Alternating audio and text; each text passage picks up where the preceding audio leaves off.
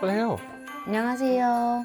여기 혹시 2023년에 가장 유명하다는 그 채널 맞아요? 그거를 절어요? 그 짧은 대사를? 유명이랑 유망을 접니까? 네, 이런 서포터를 모시고 내가. 자, 오늘은 해외 유명 브랜드인데 우리가 몰랐던, 우리가 한국 브랜드인지 몰랐었던, 알고 보니 우리나라 거. 원래는 토종은 해외지만 우리나라가 사버린 그런 기업들 굉장히 많습니다. 공차 대만 거였는데 우리나라가 그냥 사버렸다가 다시 미국에 팝니다. 아, 그래요? 자, 그래서 첫 번째, 의외의 한국 브랜드. 해외 브랜드인 줄 알았지만 의외의 한국 브랜드. 첫 번째는 필라. 필라. 작가님 시절 때 굉장히 많이 유행을 했었던 거죠. 아니, 롤라장 다니고 아니. 50 대. 아니. 통금이다. 무슨 소리예요? 집에 저는. 가자. 이때 아니었어요? 아니에요. 무슨 소리예요? 저는 학생 운동 했어요? 뭔 소리예요? 저는 필라 유행하기 한 6년 전에 다시 뭐라고요? 6년 전에 갑자기 인기가 됐잖아요. 예. 그때 알았어요. 필라 역사를 보니까요. 탄생이 1911년에 이탈리아의 필라 형제가 비엘라 지방에서 창업한 의류 브랜드래요. 그래서 알고 보면 100년 기업. 그러네. 원래는 알프스 부근에서 속옷을 주종목으로 생산하고 있었대요. 스포츠웨어를 전문적으로 생산한 게 얼마 안 되네요. 1970년대부터 본격적으로 해서 여차저차해서 80년, 90년대에는 세계적인 스포츠 브랜드로 발돋움하게 된다. 그러면서 이제 91년에 필라 코리아가 들어와요. 그러면서 적극적으로 마케팅을 하게 됐고, 비교적 이제 고가이면서도 학생의 선호도가 높아서 대량의 짝퉁이 필라 짝퉁? 저 때는 왜 그랬냐면 전 잘 모르지만 들은 이야기로는 초등학교 그때 당시 학생들이 휠라가 처음 등장했을 때 온통 하였어. 운동화가 휠라에 매장 딱 들어가잖아? 30가지 종류가 있으면 다 하얀색이야. 하얀색. 다 하얀색이 휠라 로고만 색깔이 달랐어. 그래서 약간 실내화 느낌이 났어요. 그때 당시에 한 5만 원대였어. 그래가지고 그때 휠라가 한창 막 나왔을 때 그걸 누가 신고 왔다 그러면 걔 부자야. 그래. 얘좀 사는 애야. 네. 그랬대요? 충청도에서도 그런 게 있었어요? 분교에서? 야, 그런 게 들은 있었구나. 얘기예요. 네, 그랬대요. 들은 얘기 치고는 여태껏 들은 얘기 중에 제일 생동감 있었다. 제일 라이브했다. 자, 필라가 한국 프로농구 초창기에 메인 스폰서로 후원하면서 IMF 시절임에도 불구하고 상당한 매출 신장을 일궈냈다. 이러한 한국 시장과 달리 본진격인 유럽에서 매출 부진이 이어지자 흔들리기 시작했대요. 2000년대 초에는 경영 난조로 본사가 파산 상태에 이르게 된다. 이래서 사라졌구나. 그랬더니만 2003년에 필라코리아가 우리나라에서는 잘 팔리는데 니네 왜 그러냐? 필라코리아 대표 그리고 미국의 헤지펀드 끼고 등등등등 만들어서 필라 본사를 인수를 해버리고 2007년에는 한국 지사가 글로벌 브랜드 사업가를 완전히 인수하면서 필라코리아가 필라 브랜드를 전부 관리하게 되었습니다. 자, 그렇게 필라가 최근에 잘 나가나 싶었습니다. 근데 몇 년 전부터 한 2, 3년 된 것 같아요. 2년. 위기에 빠졌습니다. 포지셔닝의 문제인데 이게 필라가 예전에는 스포츠적인 전문적인 브랜드 이미지가 되게 강했었던 거야. 근데 지금은 나온 게 이제 패션 이미지가 강해져가지고 중고딩들이 이걸 스포츠 브랜드로 안 보고 패션 브랜드로 본다는 거야. 근데 옷을 장사할 때 가장 많이 드는 비용이 뭘 것 같아요? 마케팅 비용. 근데 패션 뭐라고? 실이요? 옷 만드는데 실이 가장 많이 들죠? 네. 인건비도 아니고 네. 생각해낸 게 실. 좋습니다. 실 원가는 그렇게 안 들어요. 요즘에 공장 다 돌리고 해서. 마케팅비가 제일 많이 들어요. 그래서 의류 브랜드들, 특히나 젊은 층들을 공략하는 패션 브랜드들의 가장 큰 리스크는 브랜드 인지도를 유지할 수 있는 그 마케팅 비용이에요. 그래서 실제로 젊은 층들을 겨냥하는 패션 브랜드들은 금방 확 올라갔다가 금방 확 사라져요. 그치. 또 후브 이런 힙합 브랜드들도 있었어요. 근데 이런 것처럼 기억을 못 하잖아요. 아니, 푸근은 너무 오래전 거 아니에요? 아니에요. 필라가 훨씬 전. 네? 아니에요. 무크 알아요? 무크요? 그건 장지갑 아니에요? 할아버지 장. MOOK 알아요? 네. 쌈지 뭐 이런 거 말하는 거죠. 네, 맞아요. 뭐 같은 그걸 거예요, 회사 거. 오늘 이렇게 추억팔이 하는 시간 아닙니다. 네. 저기요. 그래서 그런 마케팅 비용이 굉장히 많이 들고 이런 패션 브랜드로 자리매김하게 되면은 급하게 확 올랐다가 급하게 확 떨어지는 거를 굉장히 경계해야 돼. 근데 얘네들은 필라는 자꾸 그거를 팔려고 하다 보니까 포지셔닝이 애매하게 패션 브랜드 쪽으로 가서 힙한 쪽으로 포지셔닝을 잡은 거야. 매니아층이 없어지는 거야. 예를 들어서 애플이나 나이키를 예를 들어 볼게요. 사람들이 왜 나이키의 로열층, 충성 고객이 왜 생겨요? 그냥 나이키를 사는 건 나이키를 사는 건데. 그렇죠. 그게 왜 생기냐면 메커니즘적으로 봤을 때 음. 내가 가장 좋아하는 분야에서 탑인 사람이 그 브랜드의 제품을 써서 탑이 된 것처럼 홍보가 되기 때문이야. 조던. 예를 들어서 마이클 조던처럼 마이클 조던 에어 조던 같은 브랜드가 나오잖아요. 그러면 조던은 항상 정말 레전드 같은 플레이를 펼쳐. 근데 신발과 옷이나 뭐 이런 것들을 항상 나이키를 신고 있어. 그러면 나는 저 사람처럼 되고 싶어. 근데 저 사람은 나이키를 신어. 그리고 저 사람의 성공이 나이키랑 직결되는 거야. 그럼 난 나이키라는 브랜드에 충성도가 생기는 거야. 이건 패션 브랜드랑은 많이 달라요. 지난번에 우리가 애플 설명할 때도 마찬가지였잖아요. 내가 애플이 그냥 디자인이 예뻐서 이게 아니라 그랬잖아. 진짜 프로페셔널한 사람들이 애플을 쓰는 이유가 있어. 기능 때문에. 네네. 근데 그 사람들이 카페에서 저 사람 진짜 멋있다. 내가 존경하는 사람이야. 하는 사람이 스타벅스 카페에서 애플로 작업하는 그 장면을 보고 있는 게 멋있는 거야. 그럼 디자인도 예뻐 보이는 거야. 네. 그래서 필라가 위기를 맞았습니다. 두 번째 위기 맞은 필라, 나이키처럼 될 수 있을까? 중저가 전략, 양날의 검일까? 달라진 정체성, 소비자 반응이 어떨까? 자, 주요 타깃층들을 10대, 20대로 낮추고 젊은 감각을 입히는 리브랜딩이 성공하면서 부활의 날개를 폈다. 그게 아까 메로나 캔디바였어요. 근데 최근 성장 정체에 빠졌다. 공교롭게 해서 필라의 재기를 도왔던 10대, 20대 중심의 한정된 소비층. 10대, 20대가 사줬는데 거기가 끝인 거야. 중저가 전략. 오히려 이게 왜 그러냐면 중저가로 내리잖아? 그러면은 나갈 수 있는 길이 굉장히 좁아져. 마케팅 비나 마진이나. 왜냐면 이거를 가격을 내리긴 쉬워도 올리기가 어렵거든.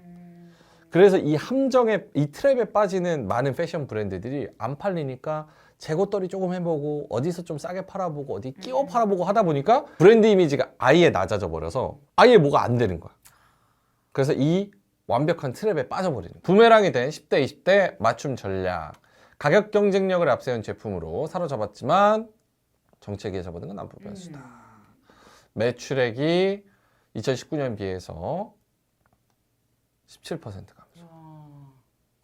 나이키는 대신에 매출액이 이렇게 늘어나. 몰랐어? 리오프닝 됐잖아. 응? 리오프닝. 그랬어? 그랬어? 리오프닝의 의미가 어떤 거야? 코로나. 나이키가 새로 재정비를 했다는 거야? 아니면 코로나가 리오프닝? 나이키가 리오프닝을 했다고? 그래서 올랐다는 거 아니야? 아니, 사회, 모델 바꿨어요? 아니면 뭐 나이키 똑같던데?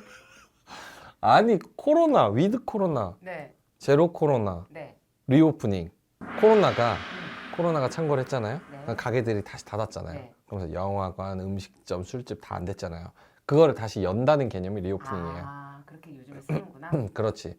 사람들이 이제 다시 밖에 나가고 운동을 시작하고 활동을 시작하니까 나이키라는 무언가 아이템이 필요한 거예요. 그래서 나이키의 매출은 이렇게 올라갔습니다. 이야. 어글리 슈즈? 알아요? 봤어요. 뉴발란스 같은 거 아니에요? 약간 뚱뚱하게 생겨가지고 끈이 이렇게 생긴 거. 그래요? 한번 검색해볼까? 그게 이제 재기에 성공하게 된 디자인이거든요. 이쁜데? 그러니까 이걸로 재기에 성공한 거야. 근데 문제는 이거 하나 샀어요. 그 다음에 또 사고 싶어요. 그래서 필라는 저런 데서 이상 신호를 겪고 있다. 필라가 겪고 있는 또 다른 고충이 하나 더 있어요. 재고. 아니나 다를까 재고 부분을 보니까 이상 신호가 보입니다. 특히 필라는 필라 상품을 100% 외부 생산업체에 맡기는 외주 가공 생산 판매 방식을 택하고 있다. 자체 공장이 없다는 뜻이죠. 만일 매출이 둔화되면 재고 부담을 지게 돼요. 팔리면 되는데 이거 뭐 공장이 없다 보니까 그냥 받아야 되는 거야. 이거 쌓아둬야 되는 거야. 재고 부담을 거쳐야 합니다. 자체 공장이 아니어서 재고에 따른 비용 부담도 생기고 재고 처리를 위해서 할인 행사를 많이 하게 돼.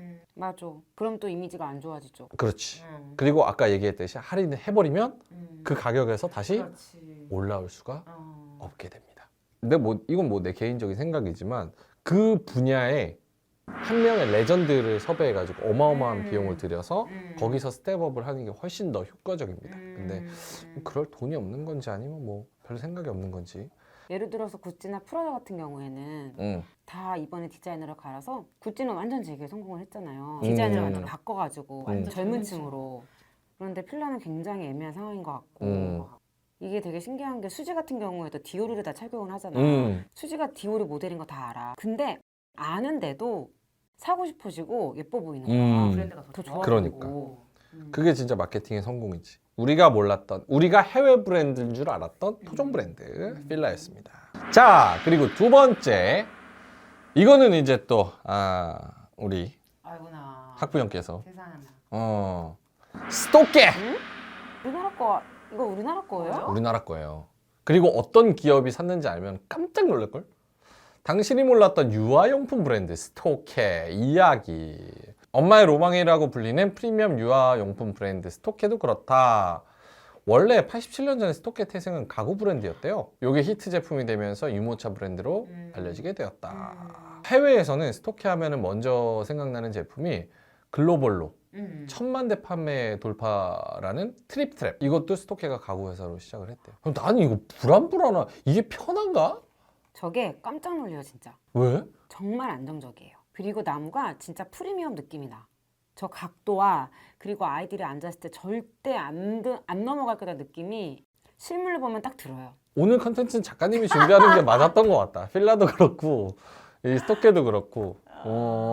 그렇구나. 네. 스토케 연역 1932년 아까 설립했다 그랬죠? 65년에는 스윙스타라고. 저건 처음 봤다. 이건 65년이면은 옛날이잖아요. 근데 눕기 각도 조절되는 이런 거를 스윙스타. 그리고 72년에 1000만 대 돌파한 트랩이라는 유아용 식탁 의자가 출시가 됩니다. 요걸로 대박을 치고 99년에는 슬리피라는 유아용 침대. 원래는 이전에는 다 이게 침대가 사각이었는데 요걸 이렇게 하면서 넓힐 수 있다고 하네요 또. 그래요? 애가 크면서. 그래서 슬리피 출시하고 요것도 대박을 칩니다. 그러면서 이제 우린 유아용품으로 가야겠다 하면서 이제 72년부터 점점 더 유아용품이 많아지는 거야. 그러면서 2023년에는 익스플로리가 나옵니다. 근데 이거 애를 이렇게 반대로 앉히면 엄마랑 봐서 좋은데 토 안 해요? 이유식? 돌아가죠 저거는. 역행이잖아. 돌아가죠. 돌아간다니까요. 앞으로요? 당연하죠. 이게? 그럼요. 에이. 지금 봐봐요. 마주칠 때는 아이들이 돌 전까지는 엄마랑 같이 얼굴을 보면서 유모차를 타요. 그때는 마주보기를 저렇게 하고 그때는 애가 밖을 보고 싶잖아. 언제까지 엄마 얼굴만 봐. 근데 저걸 돌리면 돌아가요. 어떻게 돌려요? 저걸 이렇게 떼가지고 돌리면 돼요. 회전이 가능합니다. 그래요. 그럼요. 자, 이런 스토케를 2013년에 13년. 꽤 됐어요. 지금 2000 몇 년이에요? 22년, 23년, 거의 23년이에요. 10년 전에 누가 사느냐? 이 아저씨 넥슨의 김정주가 사버립니다. 아니. 이 사람이 스토케를 사버려요. 게임 회사가 유모차를, 국내 게임 업체 1위 넥슨의 지주회사 NX가 글로벌 프리미엄 유모차 업체 스토케를 인수했습니다. 깜짝 딜이다 이러면서 고개를 켜거렸어요. 어머나. 얘가 이거 왜 샀을까? 이 생각을 해보니까 올 6월에도 이게 지금 기사가 12월이거든요. 근데 6개월 전에도 레고 거래 사이트 브릭링크를 또 사들였대. 그래가지고 이 유아 관련해서도 뭐 이것저것 하는구나. 게임 업체 제조업 인수, 특히나 유아 쪽은 어떤 의미가 있을까? 이런 생각을 했습니다. 자, 스토케 인수는 최근 캐릭터, 교육교재, 출판, 어린이 재활병원 등으로 사업 영역을 넓히는 넥슨과 시너지를 높일 수 있을 것으로 업계는 보고 있다. 특히 넥슨은 중국에서 활발한 활동을 펴고 있다. 그래서 중국 시장에서 기반이 탄탄한 넥슨과 프리미엄 이미지를 갖춘 스토케, 이렇게 하면 아시아 지역에서 성장을 더 가속화시킬 수 있다. 자, 마지막 해외 브랜드인 줄 알았던 국내 브랜드. 세 번째는요. 야, 골프 딱 치면은 알죠? 타이틀리스트. 난 이건 안다. 골프용품 1위. 타이틀리스트는 우리나라 겁니다. 샀어요. 그것도 누가 샀냐? 필라. 자기 코가 석잔데 지금 다른 거 샀어요? 그래서 아까 내가 필라가 크다 그런 거야. 저렇게 해서, 그러니까 자기 코가 석자여서 자기 돈은 조그맣게 하고 여러 군데서 돈을 모아요. 그래서 필라가 아까 매출이 안 좋다고 내가 썰을 풀었었잖아. 음. 그걸 방어해 주는 게 타이틀리스트야. 아. 그나마 방어해 주는 게. 필라홀딩스에서 그 이 타이틀리스트 골프 관련 매출이 절반이 넘어가요. 65% 정도. 오, 진짜. 근데 이제 최근에 이제 조금씩 꺾이기 시작했어요. 왜냐면 골프 용품이 엽기적 효과라 그래서 워낙 이전에 특수한 케이스로 매출이 높았으면 어. 그 다음은 다시 정상화될 거 아니야. 왜냐면 특수한 상황이었으니까. 어. 그걸 엽기적 효과라 그래요. 어. 전에 좀 많이 높았어서 매출이 떨어진 것 같아 보이는 어. 그런 현상을 좀 겪고 있거든요. 음. 자, 골프장을 가면 타이틀리스트 골프웨어를 입은 20, 30대들 멋진 골퍼들을 자주 보게 된다. 약간 그 골프장에서도 옷이나 용품이나 이런 걸 보면은 그 브랜드마다 이미지가 있어. 그치 그렇겠지. 예를 들어서 PXG야. PXG라는 엄청 알아, 비싼 알아. 브랜드가 있어요. 알아. 근데 이거를 캐디분들이 그래요. 이거를 가지고 있으면 겁나 잘 치거나 겁나 못 치거나 아 진짜? 둘 중에 하나다. 겁나 못 쳐서 아, 비싼 걸로 명품 아, 휘두르듯이 나왔거나 맞네. 아니면 겁나 잘 쳐서 어? 골프 용품에 좀 투자를 하고 실제로 이거 잘 쓰는 분들. 타이틀리스트 입는 사람들은 나는 개인적인 생각으로는 골프에 진심인 분들, 진짜 찐으로 골프를 좀 열심히 치시는 분들, 프로 정신에 입각한 분들, 요런 이미지가 좀 있어. 자, 타이틀리스트의 모 회사 아쿠시네트의 지분 52%를 필라홀딩스가 보유를 하고 있습니다. 골프 사업 관련 매출 65% 아까 얘기했죠? 타이틀리스트와 풋조이, 풋조이도 많거든요. 그 용품이 FJ 이렇게 써 있는 거 있어요. 이것도 브랜드예요? 네. 골프용품? 네네네. 타이틀리스트, 풋조이, 필라 골프 이렇게 합산한 수치. 아까 얘기했죠? 필라 코리아가 미래에셋, 블랙스톤이랑 우리은행 할 때 우리입니다. 네네네. PF, 네오플럭스 해가지고 드드드드드 해가지고 사버렸습니다. 그래서 사실은 필라는 1,000억인가 밖에 안 냈어요. 1,150억 냈네. 1,150억. 근데 이제 다른 돈들 다 해가지고 아까 얘기했잖아. 니네가 쩐대. 내가 경영을 할게. 내가 공장도 있고 뭐 필라는 공장은 없지만 어쨌든 뭐 경영 능력도 있고 뭐도 있고 인력도 있으니까 돈은 니네가 돼. 그러면은 딱 합니다. 그래서 저렇게 M&A를 할 때 SI랑 FI라는 그런 그 단어들이 되게 많이 등장을 해요. 줄임말이. SI는 전략적 투자자라고 그래요. Strategic Investor. 그리고 FI는 Financial Investor. 대주는 사람? 쩐주. 그리고 그 쩐주는 수익률을 얼마 딱 챙겨가지고 엑시트 플랜을 딱 짜주면 여기서 내가 얼마 먹고 나간다라는 플랜만 있으면 쩐을 댑니다. SI는 반대로 요거를 잘 키워서 경영을 정상화시켜서 대박을 터뜨려서 요 회사를 잘 그거 하고 싶은 전략적인 그런 능력을 가진 그런 거를 SI라 그래요. SI, FI. 굉장히 많이 쓰는 단어예요. 자, 그래서 이렇게 했는데 아쿠시네트 코리아 실적 추이 이렇게 쭉쭉쭉쭉쭉쭉 늘어나서 연간 평균 12%. 야, 의류사. 얘네가 어떻게 성공을 했냐? 짧게만 살펴보면은 상품 카테고리의 전략적 확장. 얘네가 바니안트리 클럽에서 타이틀리스트 옷, 어페럴 론칭쇼를 시작으로 의류 사업에 진출을 본격적으로 해요. 원래 이거는 한국, 중국, 일본, 아시아 등에서만 출시했는데 프로 선수들 의견 바탕으로 뭐 일상복도 등등등등 해가지고 그래서 요런 라인으로 구성을 했다. 필라 골프는 스타일, 타이틀리스트는 퍼포먼스. 그래서 내가 입으면 프로 같다 그랬잖아. 그래서 풋조이는 좀 싸거든. 그래서 미국 중저가 시장을 겨냥해서 가격을 합리적으로 책정됐다. 쫙쫙쫙 잘 뿌리는 거야. SI의 역할을 잘하고 있죠. 중국 골프 시장 성장도 관련이 있어. 중국도 골프 엄청 치거든. 그래서 타이틀리스트 경험하고 입문하는 사용자 증가를 기대할 수 있다. 이 옷을 먼저 내보내면서 용품 대비 이렇게 해서 중국 시장에도 진출을 하고 판매 채널도 다변화해서 원래는 이제 타이틀리스트가 단독 매장이 없었대. 난 몰랐어. 이게 단독 매장이 없었대. 근데 이제 막 여러 가지 뭐 옷, 골프공 막 다 취입하면서 독립 매장을 열었다는 거야. 그래서 단독 매장 운영. 요거를 되게 똑똑하게 했더라고. 프리미엄 전략을 펼쳤는데 데디케이티드 골퍼.